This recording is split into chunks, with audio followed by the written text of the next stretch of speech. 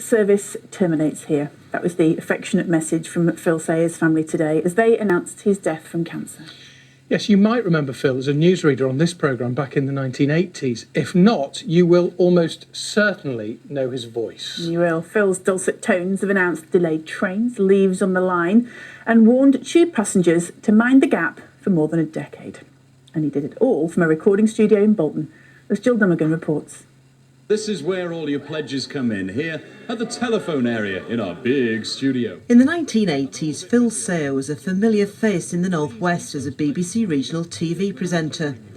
But for the UK's travelling public, it was his voice which informed. Platform 12 for the 1454 South West train service. Warned. Please mind the gap between the train and the platform. And sometimes infuriated. I'm sorry to announce that the 1324 London Midland service from this station to Longbridge has been cancelled.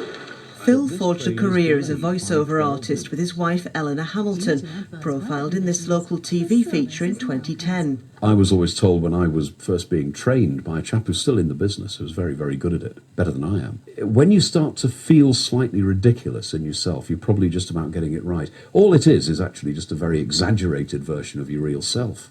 That's right. Phil had a habit of making everything funny. I've worked with him every day for 14 years and you wouldn't meet a more professional, wonderful man. 7 years earlier, the couple had won the contract to become the voices of much of the London Underground. It was all a bit of a blur because I was pregnant with twins at the time, and as soon as I'd given birth, Phil came running into the hospital waving a purchase order, and I had to record, I think it was 2,000 rail announcements within a week of having twins. Welcome to Birmingham New Street. Today, colleagues remembered a kind, courteous man who didn't take anything too seriously. He had a very unusual sense of humour, very, very funny, always made me laugh, very ironic. Just knowing that his voice is there, guiding us to where we need to go, will be a great comfort. And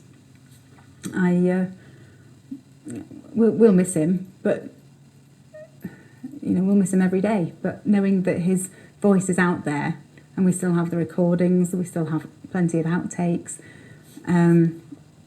he's not going to be as easy to forget as some people. You couldn't forget him anyway. Jill Dunnigan, BBC North West Tonight. Real dulcet tones. What a lovely tribute. And what good advice. When you feel slightly ridiculous, you're probably getting it right. So we're spot on. Silly on. Let's